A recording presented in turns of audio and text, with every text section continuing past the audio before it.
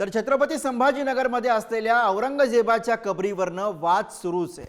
ही खबर हटवलीच पाहिजे अशी मागणी शिंदेंच्या शिवसेनेचे आमदार संजय गायकवाड यांनी केलेली आहे। तर कबर महाराजांच्या शौर्याची निशाणी आहे असं मत काँग्रेसचे नेते हर्षवर्धन सकपाळ यांनी व्यक्त केले। आशिष शेलार आणि अंबादास दानवे यांनी सुद्धा या प्रकरणी प्रतिक्रिया दिली। तर यामध्ये आता संघटनांनी उडी घेतलेली आहे। औरंगजेबाची कबर 23 मार्च रोजी उखडून काढण्याचा इशारा हा धर्मवीर छत्रपती संभाजीराजे शौर्य प्रतिष्ठानने दिलेला आहे।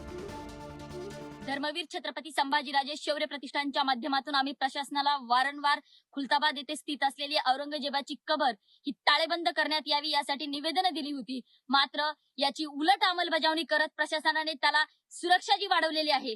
माझं प्रशासनाला एकच सांगणं आहे, येत्या 23 मार्चला काहीही झालं तरी महाराष्ट्रातून आणि इतिहासातून औरंगजेबाची कबर आम्ही उखडून काढल्याशिवाय राहणार नाही। कारण आम्हाला गनिमी कावा ही तितकाच माहिती आहे आणि आम्ही बहिर्जी नायकांचं अवलोकन करत ही कबर उखडून राहिल्याशिवाय राहणार नाही। महायुतीतले अनेक आमदार खासदार जे ते औरंगजेबाची कबर जी उखडून टाकावी अशी मागणी करताय, त्यांची भूमिका काय आहे आणि सरकारची भूमिका काय आहे? ते त्याच्यावर सरकार आणि वरिष्ठ लोक योग्य ते निर्णय घेतील, जे शासन निर्णय घेईल त्याच्या पाठीमागे आम्ही टाकावी